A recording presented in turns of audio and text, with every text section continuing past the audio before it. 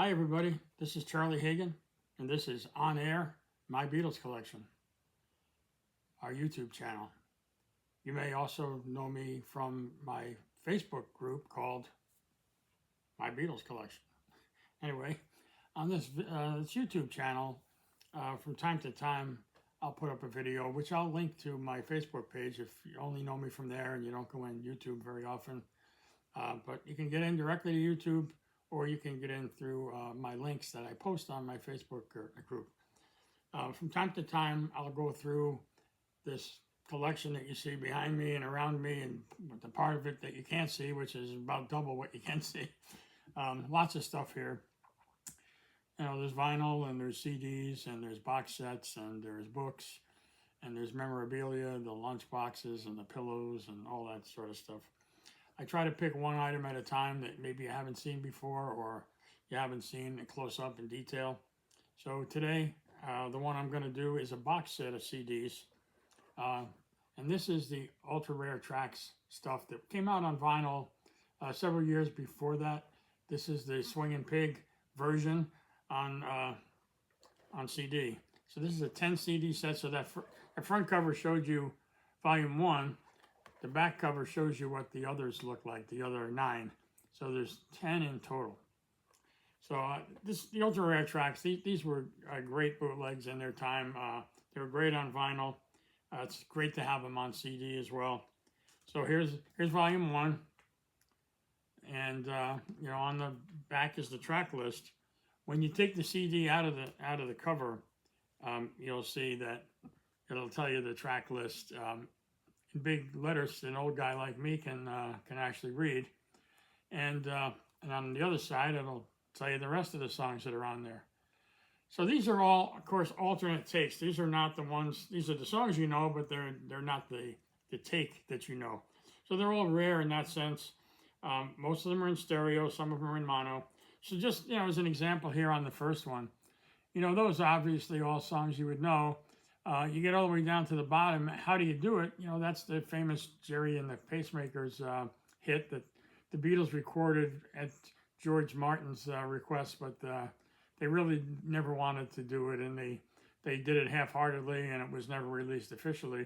But here it is on this. On the other side of this, of course, it's a one-sided disc, but on the other side of the cover, you see some more alternate tracks. You know, this one is a little different, and it has Bésame Mucho, which was one of the songs they did at the Decca audition that, you know, when Decca rejected them, as I'm sure you know. You know, it's a pretty good, it's a cross-section.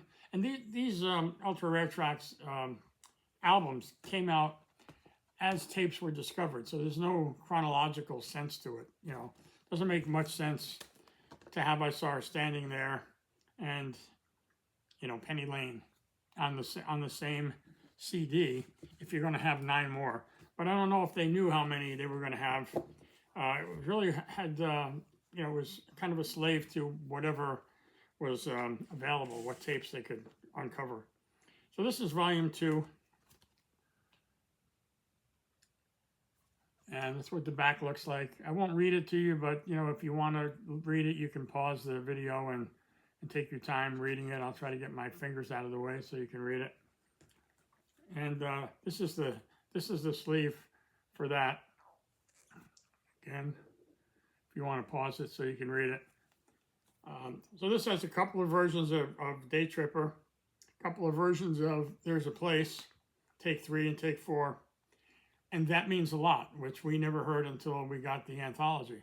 So this, of course, predates the anthology. The vinyl of Ultra Rare Trax predates the anthology by several years.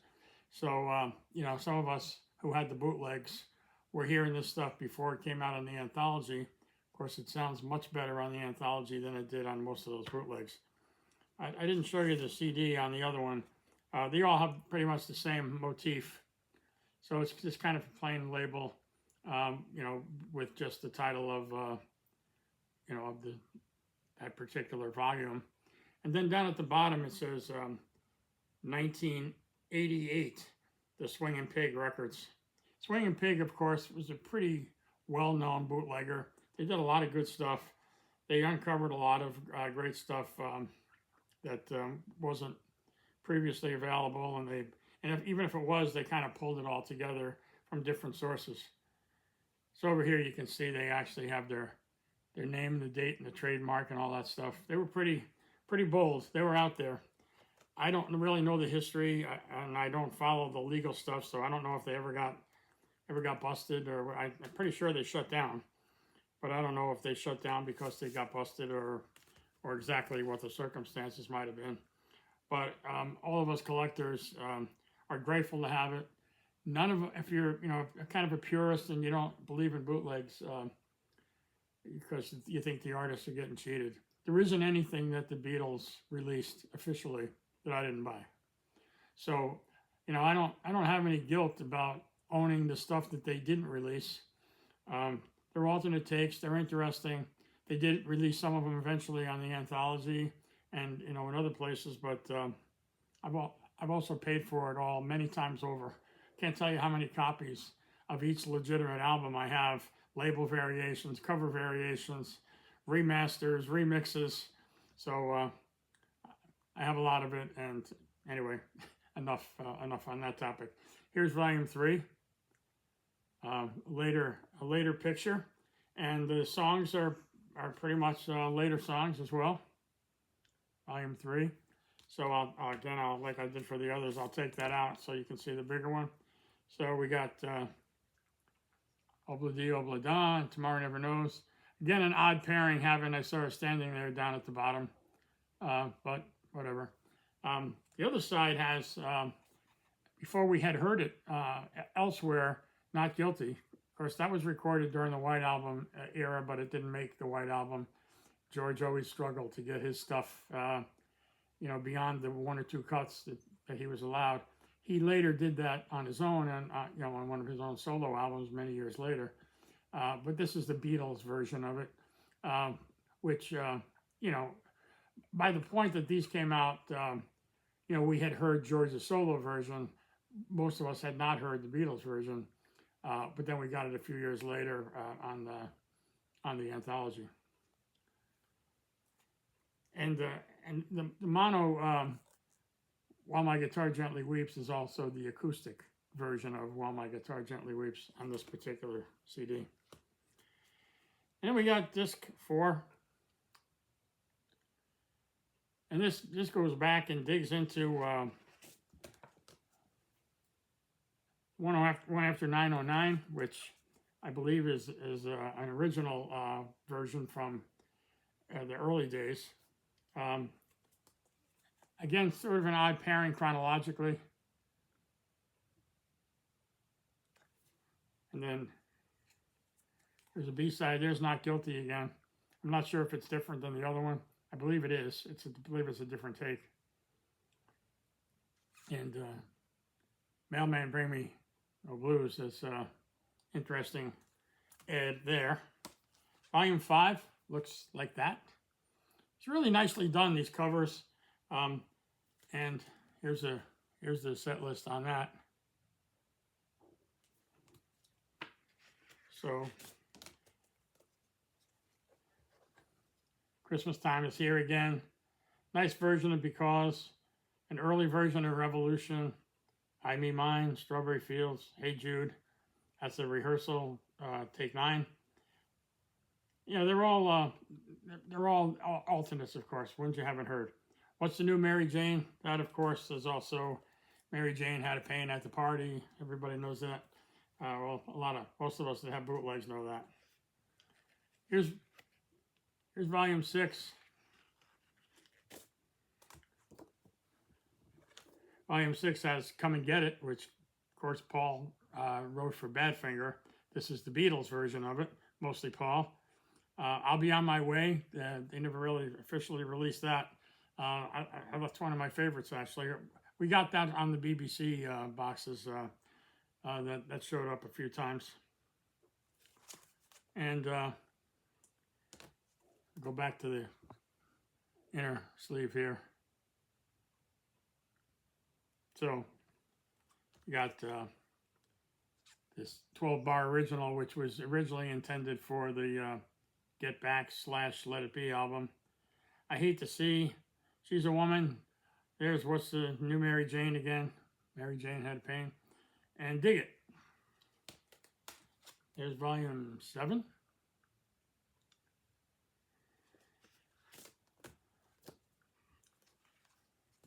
So this one has, I saw her standing there again. This is a live version taken and recorded in Stockholm. Too Much Monkey Business from the BBC stuff. This boy from the Melbourne concert at Festival Hall. That's a great concert. If you ever have a chance to get a bootleg of that full show, it's probably one of the best live performances from those days. If I Needed Someone is from the Budokan in Japan. Famously on a bootleg back a long time ago called 5 Nights in the Judo Arena. If you've seen the video, this is one where George sort of loses his voice in the middle of the song, or loses his breath. There's Yesterday, as recorded for the Ed Sullivan Show. And you might remember Paul on Ed Sullivan if you've ever seen that video, and the sweat rolling down his face. Pretty scary probably for a young guy. And then on the other side, I just show you the bigger print here. Again, you can pause this if you want to read through it and see what all this stuff is. So we're getting in the home stretch here. Here's volume 8. Volume 8 has a bunch of live stuff as well. Babies in Black, recorded in Paris in 65. You Really Got a Hold on Me from Stockholm in 63. Fool on the Hill.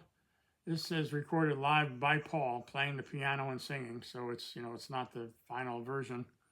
To Know Her, To Love Her was recorded for the BBC. That's the Phil Spector song, which was released here as To Know Him Is to Love Him. There's a version of A Hard Day's Night on here, which was recorded live in London at the Odeon Cinema for their Christmas show in 64. Day Tripper, recorded live in Budokan in Japan. That's the 66. All You Need Is Love. This is the one for the world, Our World TV show, where they basically unveiled the song live to the entire world. And there's Till There Was You, recorded live in Melbourne at that Festival Hall concert that I mentioned a minute ago. And I Love Her, recorded live for the BBC.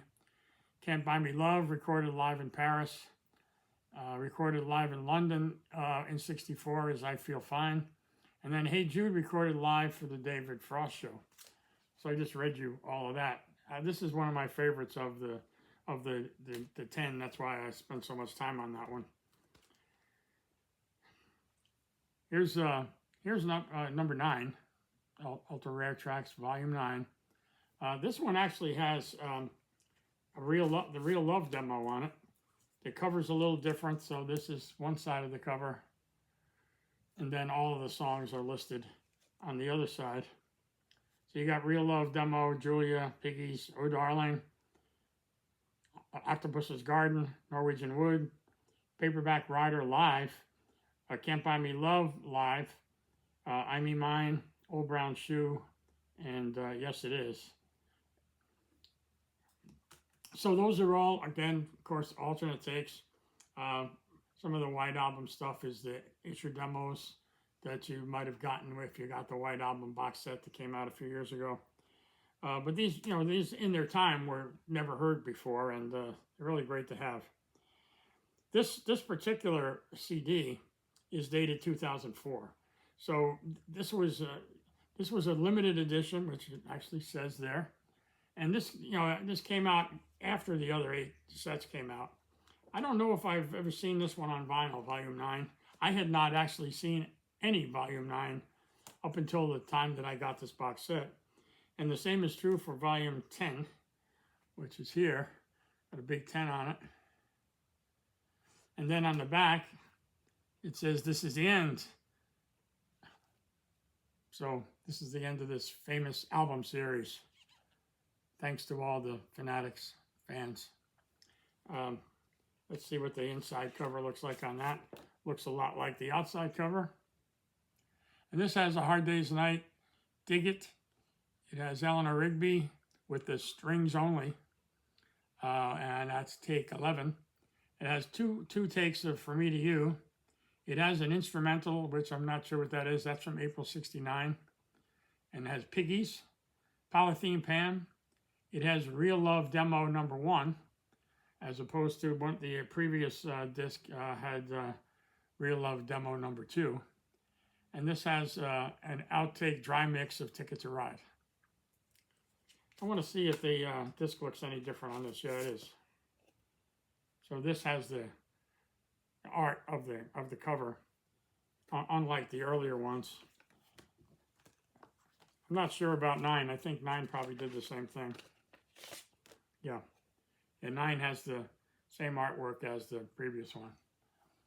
So anyway, that's the Ultra Rare Trax box set done by Swingin' Pig. The box itself is, you know, it's a little flimsy. The covers, although they're shiny and pretty, they are kind of cheap, not very heavy stock. You got to kind of be careful they don't delaminate when you put the CDs in. But the CDs sound great, and there's a lot of material that a lot of us never heard before. You know, if you like alternate takes, you like to hear the development of a song that you hadn't, you know, you only know the final version of. These sets are great to have.